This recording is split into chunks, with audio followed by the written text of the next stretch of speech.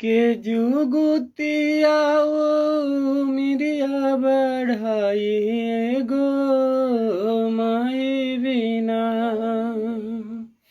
कोई के जुगुतिया ओ मिरिया बढ़ाई गो माई बिना,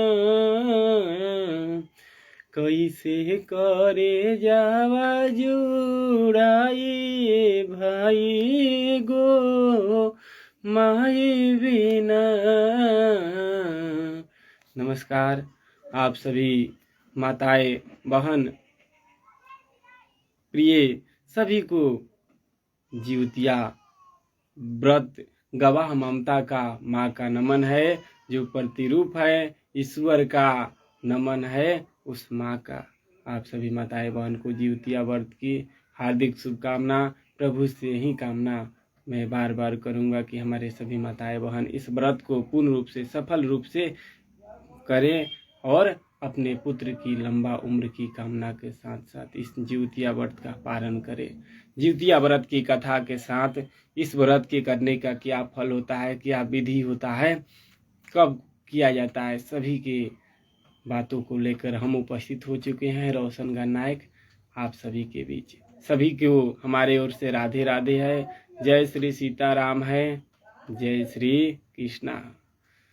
प्रिय भक्तों, जिउतिया व्रत संतान की लंबी आयु की कामना करने के साथ साथ सभी माता बहन इस व्रत को आश्विन मास के कृष्ण पक्ष अष्टमी तिथि को जिउतिया पुत्र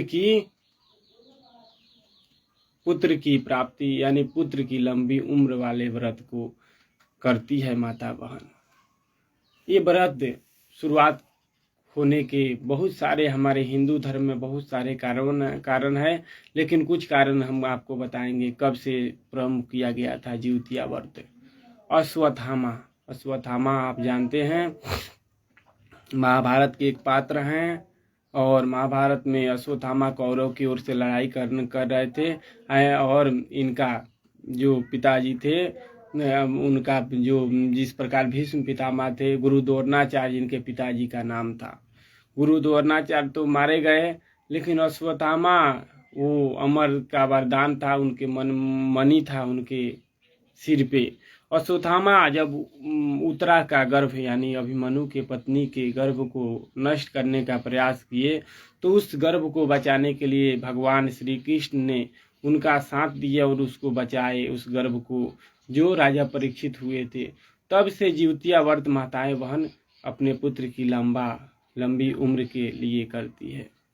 ये व्रत 23 सितंबर या 13 सितंबर, ये व्रत आज 13 सितंबर है। इस दिन नहा खाए किस प्रकार किया जाता है, तो माताएं बहन सुबह में अपना काम काज करने के बाद स्नान करने पे खरी तेल दिया करती है।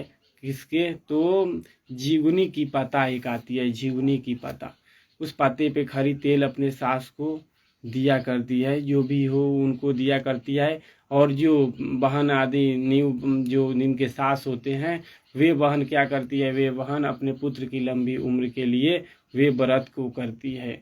वो व्रत को खरजुगतिया व्रत कहा जाता है। तो इस व्रत को 13 सितंबर आज है, 14 को निर्जला व्रत रखा जाएगा, यानी कल, आज शनिवार है तो कल रविवार को निर्जला व्रत पूरे उपवास के साथ, पूरे दिन उपवास के साथ इस व्रत को रखा जाता है। और 14 की रात यानी 15 का सुबह में इस व्रत को क्या किया जाता है कि ओरी यानी कि अपने घर के दरवाजे के दोनों तरफ जो होते हैं, हम लोग उसको ओरी कहते हैं, उसके पास सिंदूर से लगाया जाता है, क्योंकि वहाँ पे पितृ का वास होता है। वहाँ पे पूजन करके वहाँ पे पूरी आदि जो भी उपलब्ध होते हैं वे चढ़ाकर, दही चूड़ा चढ़ाकर, और प्रसाद के स्वरूप में, पितृ के प्रसाद के स्वरूप में हमारे सभी छोटे बच्चे बड़े सभी लोग दही चूड़ा सुबह में यानी 3-4 बजे के आसपास सभी लोग खाते हैं। ऐसे माना भी जाता है कि हर रोज यानी सूर्योदय से पहले अपने दरवाजे के दोनों तरफ पानी छिड़कने से पितृ लोग प्रसन्न होते हैं। ये तो बात पहले से ही है, लेकिन जिउतिया का व्रत जो होता है वो ओरी टिकाता है। 15 को पारण कर सूर्य पारण कर आपका ओरी को टिकर सूर्य भगवान को जल को देकर माता बहन पारण करती है। ये व्रत महिला अपने संतान की लंबी उम्र के लिए भगवान की ये व्रत करती है। मुख्य रूप से बिहार, झारखंड और उत्तर प्रदेश में ये व्रत विशेष रूप से मनाया जाता है। पूजन के विधि होता है कि स्वच्छ रूप से स्नान करके, यानी कि अच्छे से स्नान आदि करके, जीमूत वाहन जो जीवतिया वाहन होते हैं उनका कुश का निर्मित प्रतिमा बनाया जाता है। कुश का प्रतिमा बनाकर, कुश का प्रतिमा यानी कि आपका बता दें कि ऋषि पंचमी जो करते हैं वो ऋषि जी को ही रखते हैं, उसी ऋषि जी पे पूजा इनका होता है। कुश भी हर रोज उखाड़ा नहीं जाता है, उसका भी दिन होता है कि कुश को उखाड़ कर लाने के लिए। तो प्रयास तो होना चाहिए कि उन्हीं प्रतिमा को धूप दीप नाना प्रकार के, यानी कि दूध से, दही से, घी से आदि से स्नान करके उनको चंदन लगाकर, वस्त्र को जो भी वो पहनाकर, चंदन अबीर लगाकर और उनका भोग लगाकर उनकी आरती किया जाता है। मिट्टी की गोबर से चील और सियारिन की प्रतिमा बनाया जाता है और मुख्य रूप से इनका भी पूजन विशेष रूप से उस जीवतिया में किया जाता है। जीवतिया व्रत की कथा जो होता है वो कहना भी चाहिए और सुनना भी चाहिए। 16 पेड़े, 16 लौंग इलायची, 16 धागा और 16 ही फूल, 16 जगह चंदन आदि लगाकर वंश में अगर आप वृद्धि चाहते हैं तो उपवास करके बांस की पात्र में से पूजन करना चाहिए। वंश में वृद्धि नहीं हो रहा है तो कथा माता पार्वती, यानी कथा आप सुनिए। माता पार्वती कैलाश पे बैठी हुई बाबा भोलेनाथ के साथ प्रसन्न मन से एक दृश्य को देखती है। एक जगह देखती है कि एक स्त्री यानी कि एक माता अपने पुत्र को गोद में लेकर रो रही थी। पुत्र को गोद में लेकर रो रही थी। माता पूछती है कि हे स्वामी, ये जो नारी हैं ये किनके लिए रो रहे हैं? तो बाबा भोलेनाथ कहते हैं कि इनके पुत्र मर गए हैं, इसीलिए माँ रो रही है। तो माता पार्वती कहती है कि इससे बड़ा दुख क्या होगा, जिनका पुत्र मर गया हो उन माता के सामने इससे बड़ा दुख क्या हो सकता है, इससे बड़ा पीड़ा क्या हो सकता है, इससे बड़ा विपत्ति क्या हो सकता है। हे स्वामी, इनके पुत्र कैसे मर गए? बाबा भोलेनाथ बताते हैं कि किसी सांप ने इनके पुत्र को काट लिया है। बाबा भोलेनाथ बोले कि जो ये माता को रोने पे माता पार्वती को दया आ गया, कही कि हे प्रभु, इन माता के पुत्र को जीवित कर दीजिए। बाबा भोलेनाथ कहे कि जो संसार में आया है उसको तो जाना निश्चित है, ये सब काल के अधीन है, ये सब पर पहले से ही लिखा जा चुका है कि कब किसको मरना है, लेकिन मैं प्रयास रूप से इनका पुत्र को जीवित तो कर रहा हूँ अपने तपस्या के प्रभाव से। इनके पुत्र को तो बाबा भोलेनाथ जीवित कर दिए, लेकिन बाबा भोलेनाथ कहे कि जो माता अपने पुत्र को प्राण घातनी संकट से बचाना चाहती है, यानी कि कुछ ऐसी संकट होती है जिसमें अंत थोड़े ही देर में व्यक्ति समाप्त हो जाता है, कि एक एक्सीडेंट हो जाता है, व्यक्ति तुरंत के तुरंत मर जाता है। कोई बीमारी होता है तो समय भी लगता है, तो एक्सीडेंट में अगर ज़्यादा कस के होता है तो मर जाए, जैसे सांप को काट लेने से मर जाता है, पानी में डूबने से मर जाता है। तो इस प्रकार के जो संकट होते हैं, आपातकालीन जो संकट होते हैं, इसे बचावा के लिए, इसे अकाल मृत्यु से बचाने के लिए माता अपने पुत्र को बचाने के लिए अष्टमी कृष्ण, तो ये व्रत को सही करना चाहिए। ये बाबा भोलेनाथ भी माता पार्वती को इस व्रत के बारे में बताते हैं। उसके बाद एक पुरातन कथा भी आता है कि गंधर्व राजकुमार जीवतिया वाहन उनका नाम था। वे बड़ा परोपकारी थे, संतों की सेवा में रज थे, धर्म के बहुत ज्यादा करते थे और अपने आसपास सभी लोग को खुशी और प्रसन्न रहते थे। उनका एक भाई भी थे, इतना पूजन पाठ करते थे, उनका मन एक वैराग रूप से बैरागी हो गए और अपने घर को छोड़ने के लिए निश्चित किए। घर को छोड़कर बाहर जाने के लिए, यानी बाहर गए जंगल में और अपने जो भी संपत्ति था, राज था, वो अपने भाई को सौंप कर चले गए।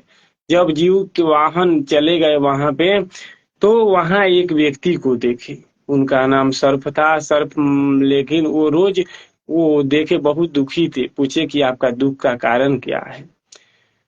बताए कि एक गरुड़ नामक जो पक्षी हैं वे रोज एक ना एक सरफू को खा जाते हैं। आज मेरे भाई की बारी है, वो जाएंगे और उनको मार डालेंगे, इसीलिए मैं दुखी हूँ। जीवतिया वाहन जी बोले कि ठीक है, मैं ही जाऊंगा। वो लाल वस्त्र को पहनकर जाना होता था। लाल वस्त्र को पहनकर जीवतिया वाहन जो वो थे, वो लाल वस्त्रों को पहनकर गरुड़ जी के समीप गए। और उस रोज जब वहां जाते हैं तो गरुड़ जी उन पे वार किए, और उन पे वार किए तो उनका जो ऐसे कंधे का जो मांस होता है वे कट गया। उनके दर्द पीड़ा से वे पीड़ित हो गए। उसी प्रकार गरुड़ जी पूछे कि आप कौन हैं, तो वो सारी बात बताते हैं कि मैं उनकी रक्षा करने के लिए यहाँ पे आए थे, और रक्षा करने के लिए यहाँ पे आए थे।